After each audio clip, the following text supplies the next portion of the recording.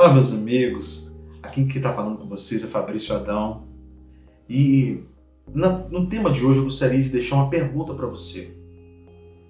Como nós iremos identificar quem é o próximo a qual nós devemos amar? Em nosso vídeo anterior nós entramos com a temática perguntando para vocês se conhecimento bíblico ele é de fato o suficiente para a gente poder compreender. E dentro desse vídeo nós falamos um pouco sobre amor ao próximo, mas neste vídeo iremos falar um pouco como identificar esse próximo que nós devemos amar, ok? Mas antes da gente entrar para a mensagem, eu peço a vocês que inscrevam no nosso canal, deixe o seu like, ative o sininho, porque quando novos vídeos forem gravados, você seja notificado, ok? Vamos ao vídeo?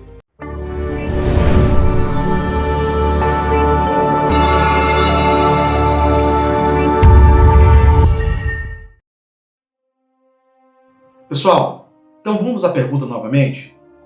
Como nós iremos identificar a pessoa a qual nós devemos ampliar o nosso amor ou externar o nosso amor ao próximo? Vamos ler o texto novamente? Evangelho de Lucas, capítulo de número 10, a partir do versículo de número 25. Assim está escrito, olha. E eis que certo homem, intérprete da lei, se levantou com o intuito de pôr Jesus à prova e disse-lhe: Mestre, que farei para herdar a vida eterna? Então Jesus lhe perguntou: que está escrito na lei? Como interpretas? A isto ele respondeu: Amarás o Senhor teu Deus de todo o teu coração, de toda a tua alma, de todas as tuas forças e com todo o teu entendimento, e amarás o teu próximo como a ti mesmo. Então Jesus lhe disse: Respondeste corretamente, faz isso e viverás. Versículo 29, olha só. Ele, porém, querendo justificar-se, perguntou a Jesus: quem é o meu próximo? Interessante demais. Queridos, olha só.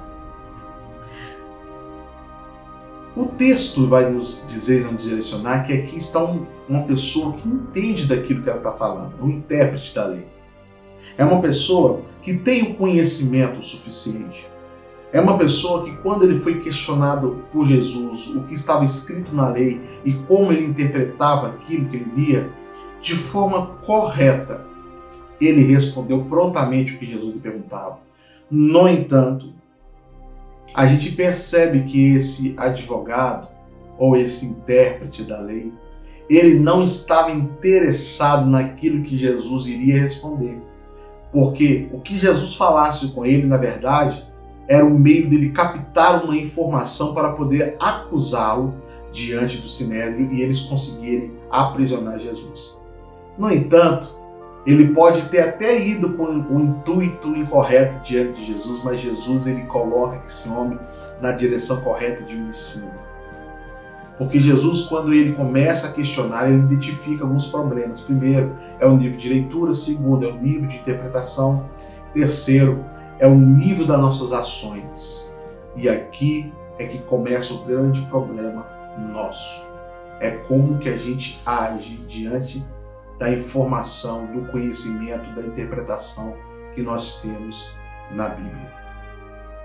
Quando Jesus devolve para ele a pergunta dizendo: olha, você respondeu muito bem. Faz exatamente isso que você me respondeu. E você vai alcançar a vida eterna.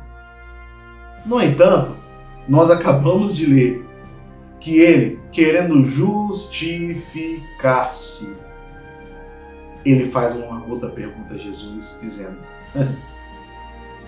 quem é este próximo? Quem é meu próximo? A pergunta é essa: como a gente vai identificar esse próximo? No entanto, eu preciso ressaltar, antes de responder, que há um grande problema nosso. É que diante do cenário que nós vivemos, um nível de informação que nós temos, ele é muito abrangente. Nós temos na palma da nossa mão a resposta de muitas perguntas. O conhecimento está muito aberto. Hoje a gente anda com o computador na nossa mão, que é o nosso celular.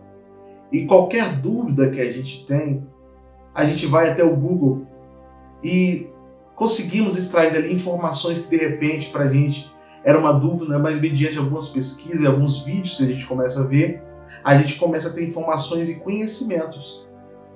E diante desse conhecimento, é o grande problema nosso. A gente tem muito conteúdo, a gente tem muita informação, a gente tem muito acesso, mas só que a gente tem pouca atitude.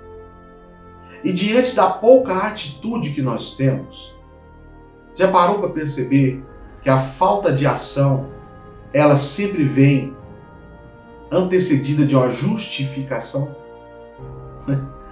Este intérprete da lei, um homem cheio de informação, sabia interpretar, respondeu muito bem, só que Jesus disse, se você fizer o que você já conhece, você vai alcançar a resposta da pergunta que você está me fazendo. Então já percebe que muitas das dúvidas que a gente tem diante da Bíblia não é por falta de conhecimento, mas por falta de atitude. Porque se a gente já faz aquilo que a gente já conhece, já é o suficiente de a gente entrar no caminho correto. Então tem muita gente que está fora do caminho certo, não por falta de conhecer, não por falta de interpretar, mas é por falta de agir conforme o conhecimento que a gente adquire diante da Bíblia. Então a falta de ação é um grande problema no nosso tempo, mediante a nossa comunidade hoje, vamos assim dizer. A gente não tem atitude. E aí, na falta da atitude, nós vamos nos justificar no outro, não na gente. Porque a gente somente justifica a falta de atitude nossa, ou as atitudes erradas que nós temos, apontando para o outro. Isso é um fato muito conhecido na Bíblia. Pense no Jardim do Éden comigo. Quando Adão, por falta de atitude. Por que por falta de atitude? Se você perceber e fazer uma leitura mais minuciosa, o problema do Éden, do pecado original, não foi propriamente dito Eva comer de um fruto proibido. Não foi propriamente dito Eva ouvir uma instrução contrária a que Deus disse. Não foi isso. Foi o silêncio de Adão o grande problema do pecado original. Porque a autoridade estava sobre ele. O mandamento que regia a vida de Adão era guardar e cultivar o jardim. Ele tinha que guardar e também cultivar. Eu acredito que o cultivo foi muito bem. As coisas estavam produzindo perfeitamente. Mas o cuidado foi falho. O silêncio de Adão, a falta de atitude dele, foi que provocou e desencadeou todo o erro no Éden. Só que quando o erro dele foi apontado, quando o erro dele foi questionado, qual que foi a atitude de Adão? Justificar-se. A mulher que o Senhor me deu. Ele se justifica apontando para o outro. Você acha que isso foi diferente? Quando Deus questiona a mulher, por que você fez isso ou aquilo? Por que você comeu o fruto? Ela foi também justificar-se pela falta de atitude. E o que ela disse? A serpente me enganou e eu comi. Percebe que quando a gente tem uma atitude errada ou a falta de atitude nossa, nós buscamos justificar apontando para o outro? Perceba que esse doutor da lei não foi diferente. Jesus identificou nele o grande problema. Não era conhecimento, não era interpretação, mas era atitude. E quando Jesus falou assim, se você agir conforme você conhece, você vai alcançar a vida eterna. Só que quis justificar apontando para o outro, perguntando, mas como é que eu vou identificar o outro? Vamos ver algumas características de como a gente identifica o outro. Então Jesus, para poder responder esse doutor da lei, ele inicia uma parábola, uma história. Uma história que eu quero dizer aqui para vocês, é uma história fictícia, sim, mas como é Jesus, Jesus não pode mentir. Então dentro dessa história há verdades que a gente precisa entender. Então como é que a gente vai identificar o próximo ao qual a gente deve exercer o nosso amor? Olha o que Jesus vai dizer. Jesus prosseguiu dizendo, certo homem descia de Jerusalém para Jericó e veio a cair em mãos dos salteadores, os quais depois de tudo lhe roubarem e lhe causarem muitos ferimentos, retiraram-se, deixando-o sem embora. Queridos, Quem é o nosso próximo? Quem é essas pessoas que nós devemos exercer? Perceba que aqui vai falar de duas cidades, que eu quero aqui que você entenda que são dois ambientes diferentes. Mas a transição de um para o outro, de Jerusalém para Jericó, é uma descida. Porque Jerusalém é uma cidade montanhosa. Jerusalém é em cima de um platô alto. Então a pessoa que sai de Jerusalém, para qualquer lado que ela for, ela vai descer. E essa pessoa, esse certo homem, ele desceu. E quando ele desce, ele cai. E quando ele cai, ele perde tudo, mas não perde a vida. Você quer identificar?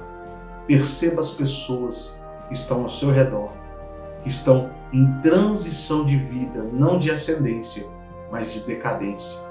Essas pessoas, elas precisam do alcance do amor de Cristo. Essas pessoas precisam da realidade do reino, da graça e da misericórdia na vida delas. Porque nessa transição, elas descem, elas caem, elas se ferem, elas perdem tudo, mas ainda elas estão vivas. Então, se elas estão vivas, elas estão prontas para receber a graça, o amor e a misericórdia. E Deus quer que nós sejamos os agentes do reino para levar a graça e a misericórdia para quem está nessa transição de queda, de perda, de ferimentos, que está caído à beira do caminho, mas que ainda estão vivas. Se elas estão vivas, há a oportunidade da vida abundante do reino alcançar uma vez mais. Espero que esse vídeo possa ter feito sentido um pouco mais para você dentro desse texto. E vamos aí gravar outros vídeos de sequência para entendermos ainda mais a amplitude desse texto para a nossa vida. E eu espero que você nos acompanhe nos próximos vídeos. Então, para que isso aconteça, não se esqueça de se inscrever no nosso canal, deixar o like, tá? E ative o sininho para que você seja notificado quando os novos vídeos forem publicados. Que Cristo possa te abençoar em nome de Jesus. Um grande abraço.